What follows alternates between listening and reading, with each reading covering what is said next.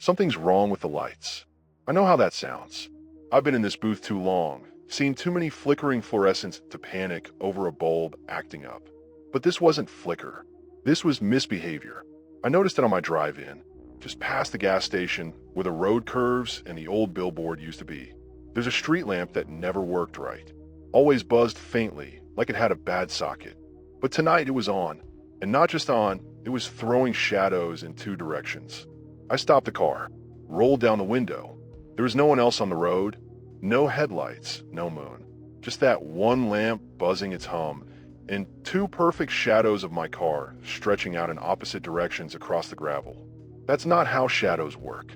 I chalked it up to fatigue, took a photo with my phone. It didn't capture it. The image looked normal. One shadow, just like it should have been. So I let it go. Drove the rest of the way here with this tiny knot building in my stomach that I couldn't name.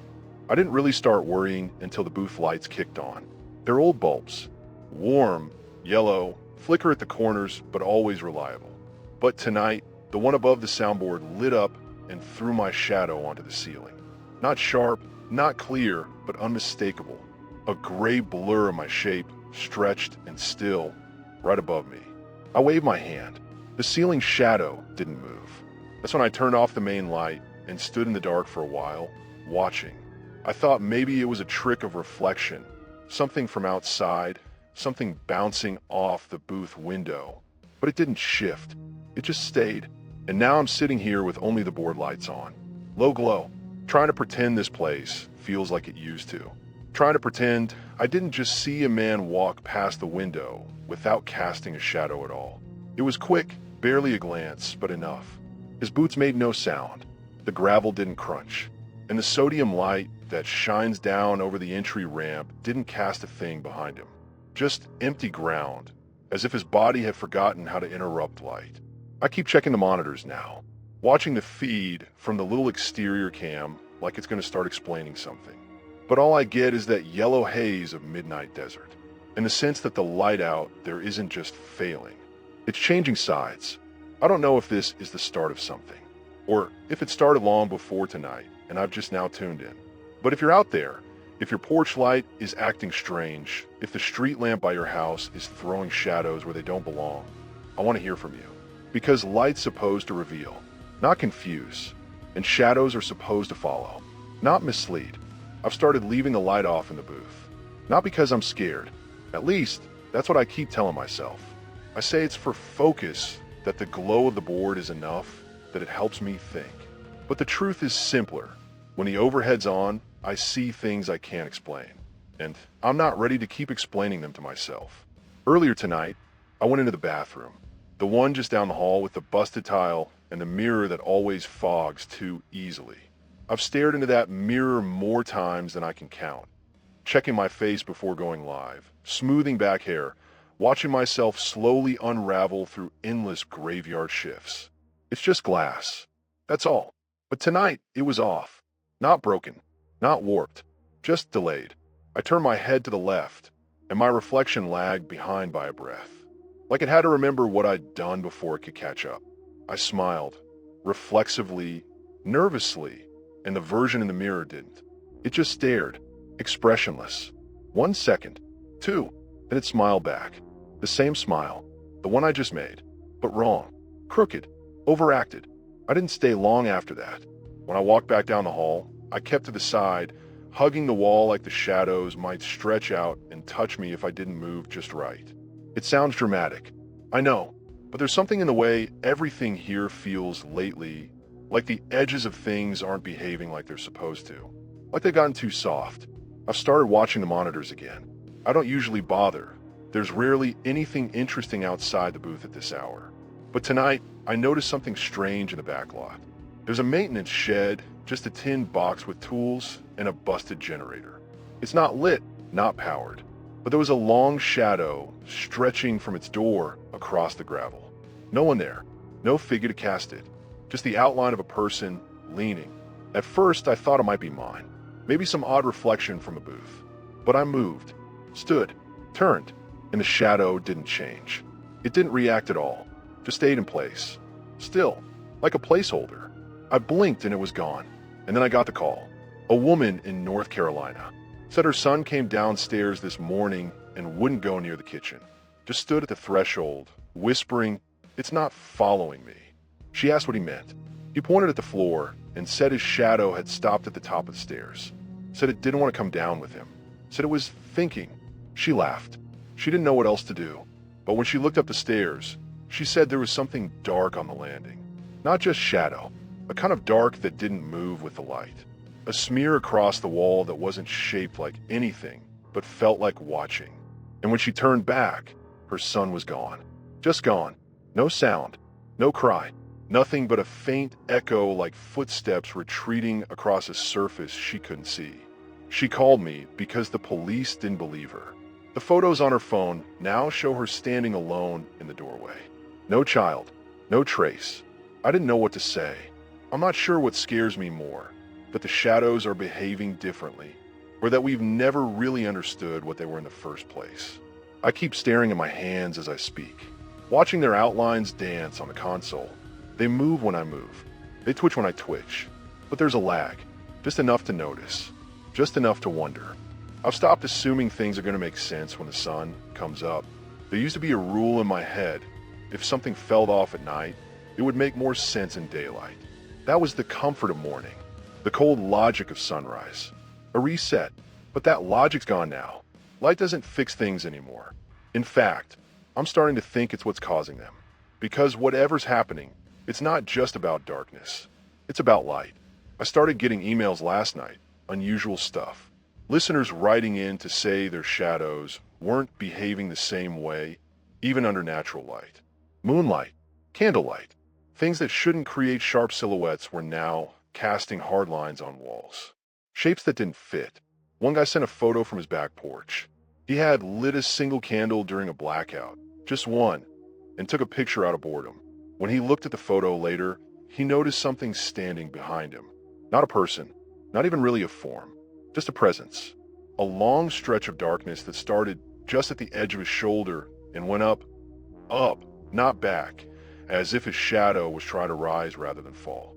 He swears it wasn't there when he took the photo. He swears it moved when he blinked. And he's not the only one. A woman in Montana said she was walking her dog last night under a full moon. Perfect visibility. Quiet. Nothing strange. Until she realized the shadow of her dog was bigger than the dog itself.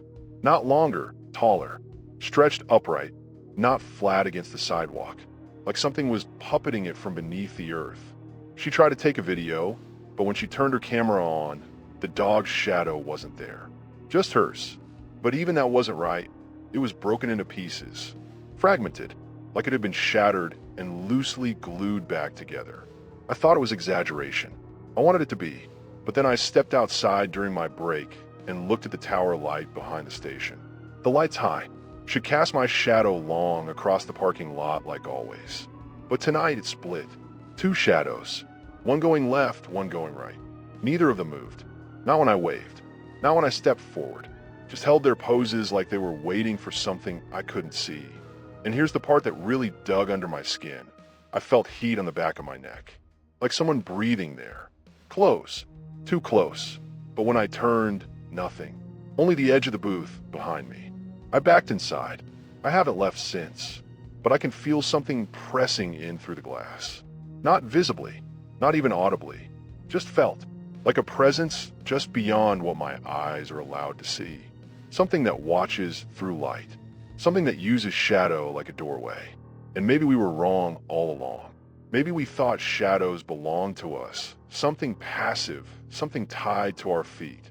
But what if they're not our creation? What if they're visitors? Occupants? What if we only borrow them? And now they want out. The lines are open tonight.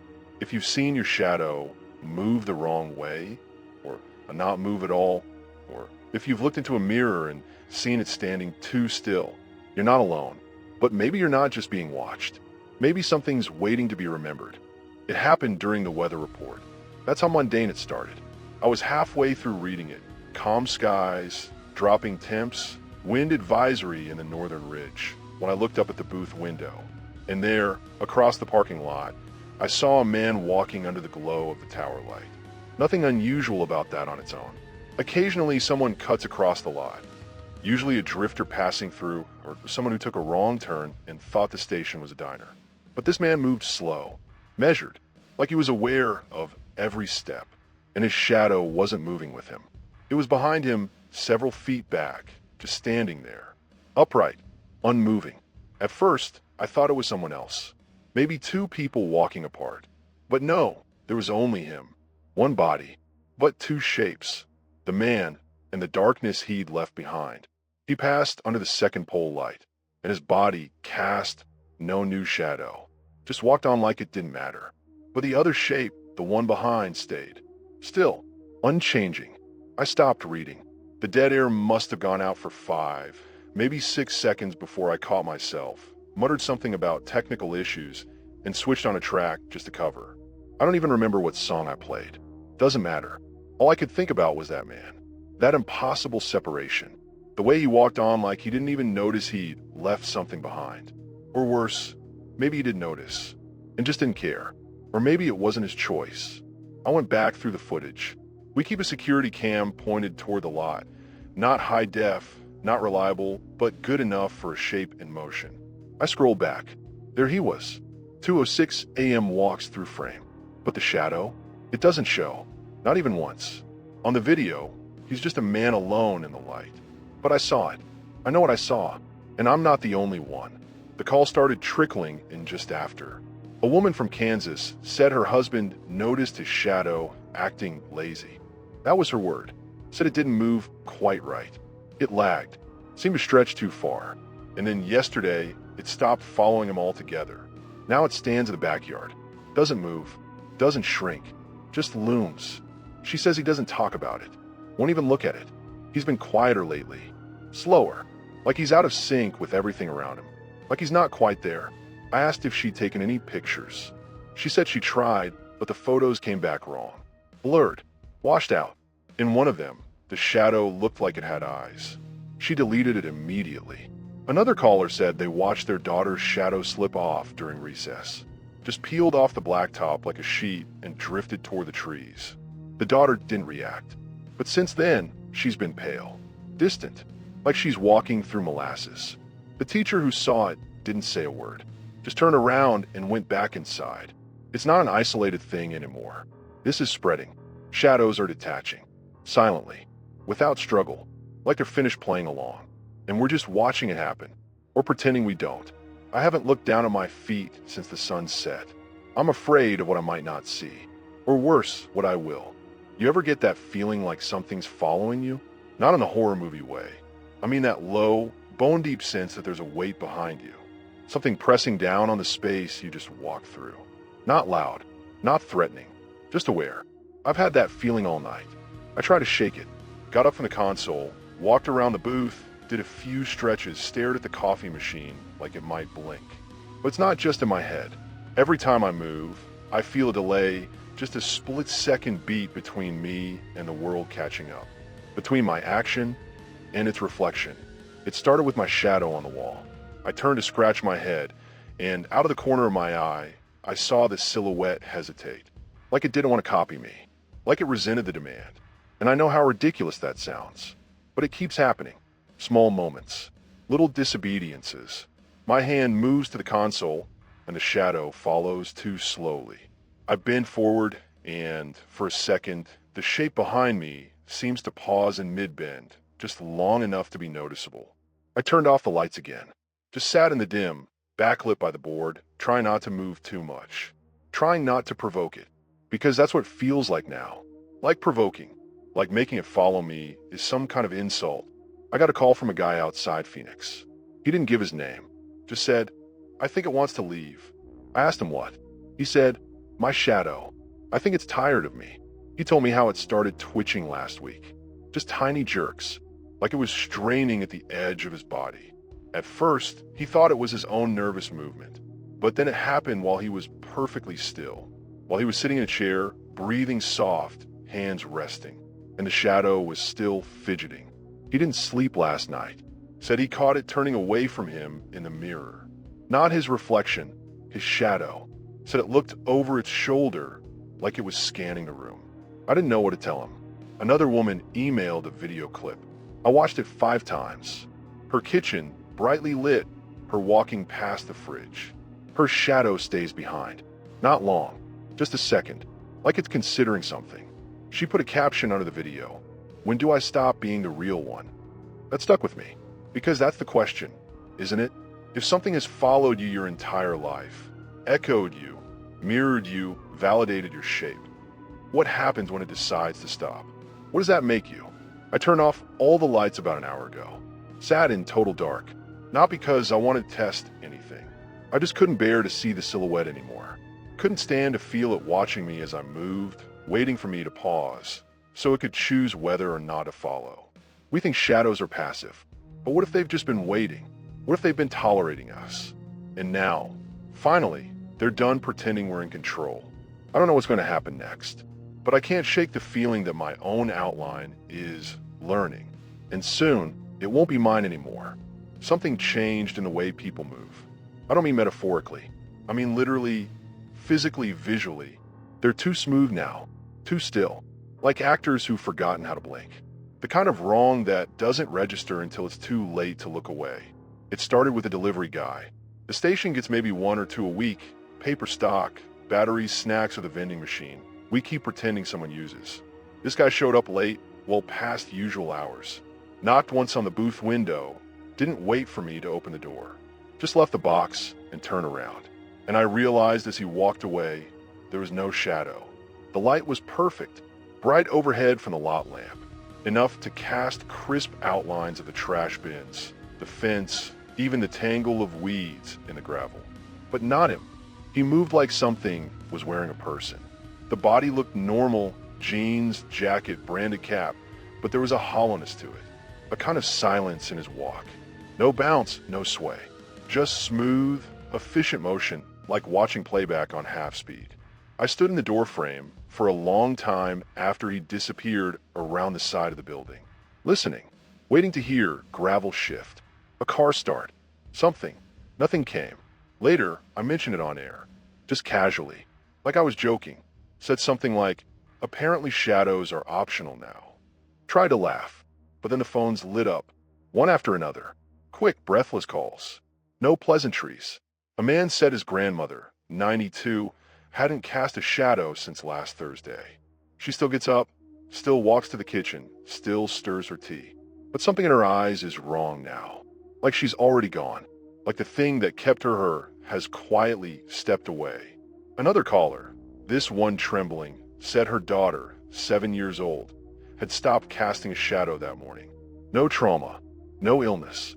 Just woke up, bright morning light streaming through the window, and nothing followed her.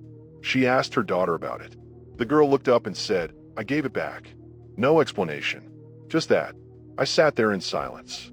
Didn't know what to say. Played 2 full songs without a word. Let the static hum between them like it might carry an answer I didn't have. Because it's not just that shadows are detaching. It's that people are staying behind, and they're not whole. They still move, still talk, still wear the same faces. But there's a deadness under their skin now. A disconnection, like the thread's been cut between who they are and what holds them together. One listener said their mother's hands feel colder now, like the blood's slower, but the doctors say she's fine. Her temperature reads normal. Her eyes track movement, but when she smiles, it's delayed, like it's been cued. He said it's not grief. It's not illness. It's like she's a picture of herself, drawn carefully, but missing the part that makes it breathe. And I believe him, because I think shadows aren't just reflections. They're anchors, tethers, proof that something solid is standing between the light and the wall. And if that disappears, if that piece of us can just go without warning, then what's left behind? A body still pretending it remembers how to live. I haven't turned on the overhead light since the start of the show. I don't want to know, because if mine's gone too, I'm not sure I'll know how to keep speaking. And I'm afraid whatever stays won't know how to stop. I turned the lights on again, not because I wanted to, but because the darkness started to feel heavier, like it was thickening around the booth, like it had mass. I needed to push it back, even if it meant seeing things I wasn't ready for. At first, everything looked normal, familiar. The desk, the mic, the notes, and my messy handwriting. But then I noticed something. The light wasn't behaving right. It was spilling, leaking where it shouldn't. You ever seen a flashlight shine through a solid wall? I hadn't either. Until tonight. I was adjusting the lamp over the console and noticed a thin streak of light seeping through the back panel of the wall. Not a gap, not a crack. Through it, like the light had stopped caring about rules. Like it wanted out, and nothing, not wood, not paint, not reason was going to stop it. I moved around the booth, testing the fixtures. One bulb buzzed and lit up without being plugged in. Another pulsed slowly like a heartbeat, even though the power strip was off. Light's supposed to be obedient. You flip a switch, it listens. You block it, it stops. But now it feels willful, like it's leaking from somewhere else. Somewhere it doesn't belong. And the shadows that follow it, they're not ours anymore. They pool where they shouldn't. Under corners, on the ceiling, in spaces that are already lit. I watched one stretch across the floor earlier, slow as syrup, even though the light above it stayed perfectly steady. It wasn't moving because something cast it. It moved because it wanted to. I got a call right around then. A man in Detroit. He sounded shaken, like he hadn't slept in days. He said the light in his hallway started bleeding through the floorboards. Not flickering, not glowing, bleeding, like veins of pale gold threading through the grain of the wood. He tried to take a photo, but the camera lens cracked when he aimed it. He said it wasn't hot. It didn't burn. But when he stepped into it, the light moved around his feet like it was searching for something. Another caller said her living room was glowing in the shape of a person. A full silhouette, arms, head, legs, outlined in dim light on the far wall. No one casting it. No lamp pointing that way. Just there, pulsing faintly. She said it's been showing up every night, same spot. She sits in the kitchen and listens to it breathe. That's the word she used. Breathe. I keep thinking, maybe this isn't just about shadows leaving. Maybe it's about the light taking something back. Like it's peeling away layers we were never meant to keep. Or maybe something's coming through the light. There's a draft in the booth now. Not air, not cold, just pressure. Like the kind of quiet you feel under heavy blankets as a kid when you know something's in the room, but you don't dare look. And the booth lights, they're all on. But it doesn't feel lit anymore. It feels watched. I don't know what happens when the light stops leaking and starts speaking, but I think we're almost there. The voice that came through tonight wasn't a stranger's. It sounded like mine. Not exactly, off by a degree or two, but enough to freeze me mid-sentence. It came through the phone line, not the usual channel, not any number I recognized. Just rang once and connected without me touching anything. I hadn't said the station's number in hours. And then there it was, my voice, low and tired, speaking from a place I couldn't name. All of us have already left, it said. The ones you see now are just rehearsals. Then silence. I didn't breathe for what felt like a minute. My own voice, off by just enough to sound processed. Hollow, like it had passed through too many speakers before it reached my ears. I replayed the moment in my head a dozen times since. Still can't tell if I imagined it. But I checked the logs, no number listed. No timestamp. Just dead air during the moment I know I heard something.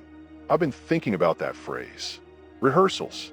Like the people we're seeing, people without shadows, without reflections, they're not gone. They're just incomplete. I got an email from a nurse in Colorado.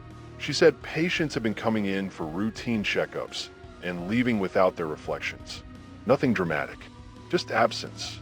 A man checks his hair in a mirror and the brush moves mid-air, but no hand holding it. A woman looks at herself and says, I feel thinner, but the glass stays empty. She said their vitals remain normal. Their conversations are intact, but their eyes are wrong, like they're watching something behind you, not really focusing on your face.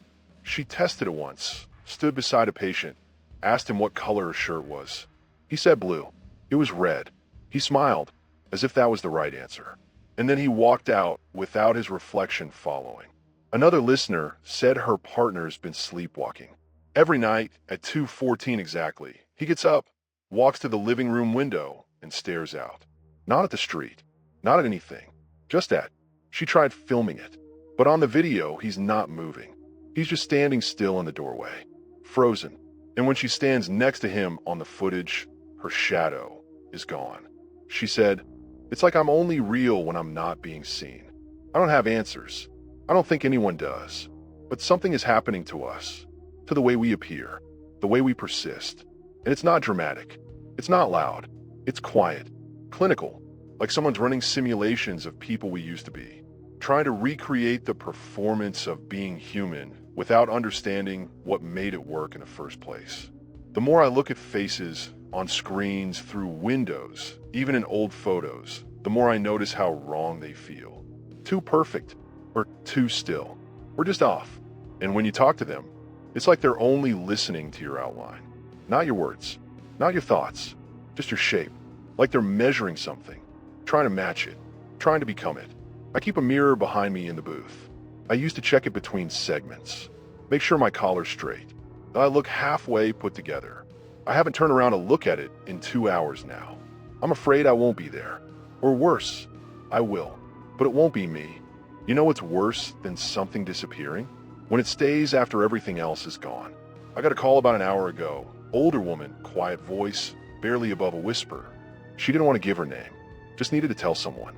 She said her father passed away last week. Natural causes. Peaceful. He'd been sick for a while. Everyone saw it coming. The family gathered, said their goodbyes. She watched him go. They buried him 3 days ago, but his shadow didn't leave. That's how she put it. It's still in his chair. I asked what she meant, and she said it's been there since the morning after the funeral. In the living room, same armchair he always sat in. Window to the left. Morning sun pouring in like it always did. But there it was, his shadow just sitting there. Slumped. Quiet. Not shifting with the light. She tried to ignore it. Thought maybe it was a trick of her grief. But it stayed. Even when the sun moved. Even when she blocked the window. It didn't bend. Didn't blur. Just remained. She hasn't let anyone else into the room since. Her sister thinks she's imagining it. Her nephew said it's just the imprint of memory. But she knows better. She said once, just once, she thought she saw it breathe. I didn't know how to respond. I still don't. Because something about what she described matches what I've been seeing. What I've been feeling. These shadows, they're not ghosts. Not the way we think of them. They're leftovers. Residue. Parts of people that didn't move on because the rest of them did. Like clothing laid flat across a bed. Still shaped like a person, but cold. Another listener emailed a photo. It was of a kitchen chair with a full human-shaped shadow seated in it. Only problem was, no one was sitting there. Not visibly, anyway. They took it at noon. Full sunlight. Everything else in the picture cast clean, sharp shadows. Except this one. It was darker, deeper, more defined, like it belonged more than the rest of the world did. And when they stepped forward to touch the chair, their own shadow stopped following them. Stayed frozen. Refused to cross the room. They backed away. Deleted the photo. But the imprint stayed. And I think that's the new pattern. It's not just that shadows are leaving people. It's that some are choosing to stay behind. Like bookmarks in a story that's ended. Reminders that someone was here, even if the person isn't anymore. And maybe those shadows remember more than we do. Maybe they carry the weight we're trying to shed. Maybe that's why they're detaching, to be free of us. Or to free us. I can't tell which. All I know is there are places now, homes, streets, bus stops, where the light stretches wrong. Where something darker than darkness waits in the outline of someone who isn't coming back. And if you see one, don't step into it. Don't try to match it, because some shadows are waiting to be filled again. It finally happened to me. I didn't think it would. Not because I felt immune. Nothing about this booth ever made me feel protected. But I figured I'd at least have warning. Some hint. A moment where the line between what's real and what isn't would blur just enough to step back. But no, it was just a mirror. The same one in the hallway. The one I pass every night without thinking. Tonight, it didn't show me. It showed the hallway, the floor, the wall behind me, the faint flicker of fluorescent light above. But not me. At first, I thought maybe the glass was smudged. Maybe the angle was wrong. I leaned forward. Nothing. Just a room. Just absence. Then I raised my hand, and I saw it. My arm in the mirror. Just the arm. Disembodied. Floating. Like the mirror was only willing to show part of me. The part it still recognized. I waved. The arm didn't move. I looked down at myself, terrified. Checked my hands, my legs. Touched my chest, my face. Solid. Real. But when I turned back to the mirror, I was gone again, like I'd been erased. And that absence didn't feel passive. It felt deliberate, like the mirror knew something I didn't. I stumbled back into the booth, heart thudding, head swimming with every story I've heard over the past week. All the people losing their shadows, their reflections, their outlines. And now, finally it was me. I sat down, turned the mic on, spoke like I always do, but something in my voice sounded wrong in the headphones. A half-second delay, a weight behind the words, like something was repeating them right after I did. Not an echo, not a glitch. A mimicry. I got a call. The voice on the other end said, "You're not in your body anymore." Then silence. I checked the call log. Nothing recorded. No number. No timestamp. And I looked down at the mic, the one I've used for years, and for a moment I didn't recognize it. It felt unfamiliar in my hands, like I just sat down in a stranger's chair and tried to speak through someone else's instrument.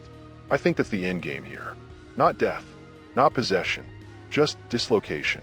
A gradual slipping of identity until you're no longer the thing you were, until the mirror forgets you, until the light stops acknowledging your place in it. I keep the mirror covered now, a towel draped over it like I'm mourning it. I can't stand to see that blank space where I used to be, and the booth feels colder tonight.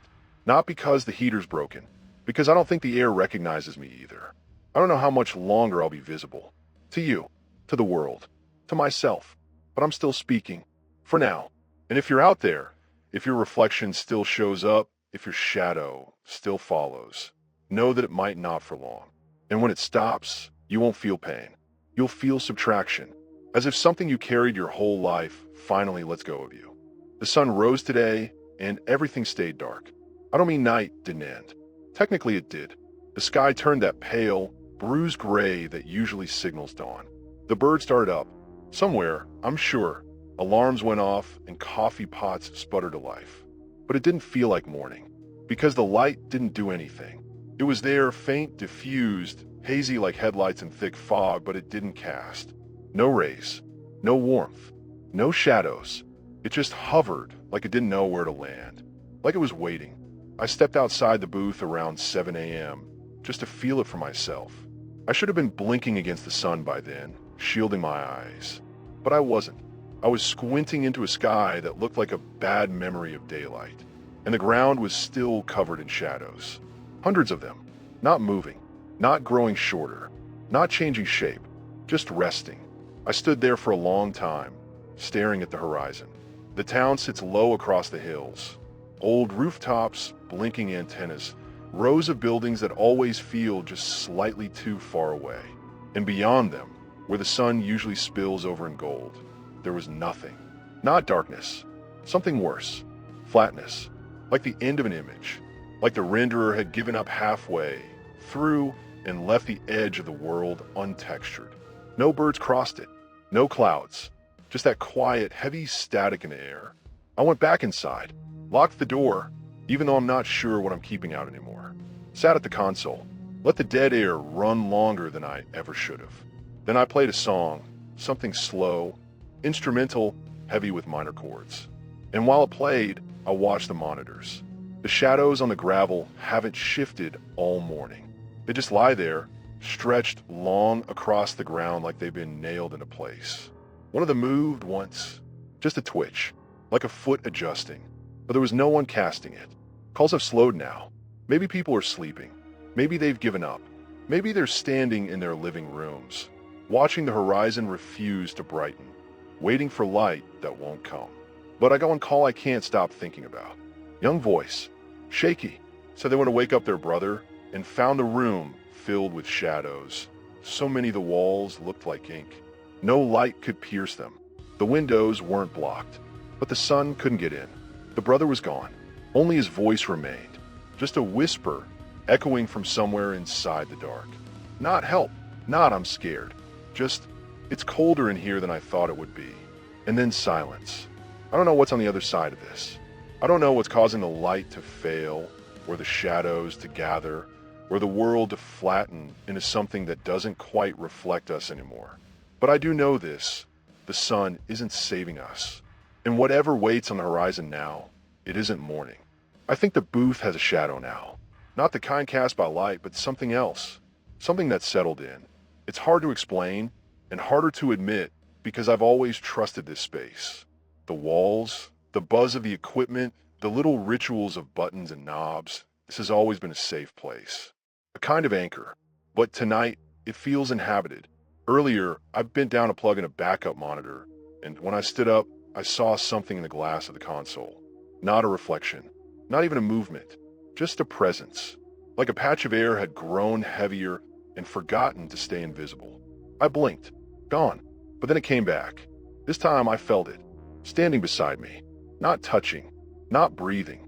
Just existing. A second self just out of reach. I turned. Nothing. But when I looked at the wall, I saw it. A dark outline, barely there, shaped like me, but slightly wrong. Shoulders too narrow. Head tilted. Like it was trying to pass for me and didn't quite know how. It didn't move when I did. It didn't disappear when the light changed. It just watched. And I think it belongs to the station. I've talked a lot over the years about how this place has its own rhythm, its own moods. Some nights, everything flows. Other nights, the wires buzz weird and you feel like you're speaking into a vacuum. But this is different. It's as if the building itself has started remembering me, holding on to parts of me I didn't know I was leaving behind. I checked the security feed again. Every room looked normal until I paused it at one frame. The break room, 3:14 a.m. Nothing in the room, but on the linoleum floor, a shadow. Mine, even though I haven't been in that room all night. It wasn't moving, just slumped against the chair like I'd been sitting there for hours, like I'd left a version of myself behind and forgot to take it with me. I tried to delete the footage. The system wouldn't let me. Another call came in, a woman in a small coastal town. She said her local library has started collecting shadows. Not on purpose, they just show up, under tables and doorways, and they don't leave. The staff has tried turning off all the lights, sweeping the floors, blocking windows. Doesn't matter. The shadows stay. She says it's like the building is remembering every person who's ever walked through it and holding on to their echoes. And maybe that's what the station is doing now. Not haunted, just saturated, with memory, with residue, with me. I don't know when the shadow in the corner started moving, but it's been inching closer. I haven't looked at it directly. I don't want to give it the satisfaction, but I feel it near the cabinet, just beside the rack of old tapes. It's quiet, respectful even, like it's waiting for me to say something I haven't said yet. Or maybe it already knows what I'm going to say. Maybe it's always known. I'm still here, still broadcasting, still speaking into the mic. But part of me, I think, already belongs to the booth. And I don't know if I'll get that part back. I took a walk through town tonight. I don't know what I was hoping for. Maybe signs of life, maybe silence. Maybe I just couldn't take another hour sitting in that booth with the lights pulsing and the shadow in the corner that won't acknowledge me, but also won't leave. The air outside was cold, brutal like a page left out in the wind too long. The street was empty. No cars, no dogs barking, no porch lights, but the shadows were still there, more than before, lining the sidewalks, leaning against telephone poles, slouched in alleys like people waiting for a bus that would never come. They didn't move, didn't flinch, didn't sway with the wind, just stood or sat or stretched in shapes that didn't match anything visible. I passed the bakery, dark, locked, window cracked from the last storm. But inside, across the flour-dusted floor, I saw shadows. 4 or 5 of them. No bodies, just shapes. One kneeling like it was rolling dough. Another hunched behind the counter. One propped against the back wall, arms crossed, head tilted. I didn't go in. I just stood there and watched them. And they didn't notice me.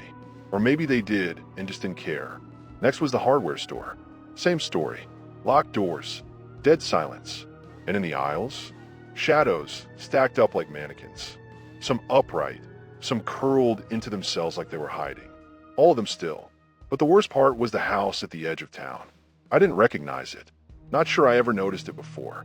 White siding, narrow porch, a swing that groaned slightly in the wind. And in every window, a figure. Not people, just outlines. Like the house had been filled to capacity with the memory of everyone who'd ever stood in it. Watching, waiting. I didn't knock. I didn't even slow down. And as I made my way back to the booth, something occurred to me that I can't shake. We used to be scared of places without people. Now it's the places that have too many shadows in them that terrify me. Because they're full, not with life, with what's been left behind. Echoes, impressions, ghosts with no names, no stories, just the shape of what they once followed. And the scariest thought? Maybe they're not trapped. Maybe they're not lost. Maybe they're gathering, choosing places to wait, places to pool together like water in a sinking house. I don't think I was supposed to come back here. The booth feels different now. The shadow in the corner is gone, but I don't feel safer. I feel watched. I feel counted. And I can't help but wonder how many shadows are sitting with me right now, and how many of them used to be someone else.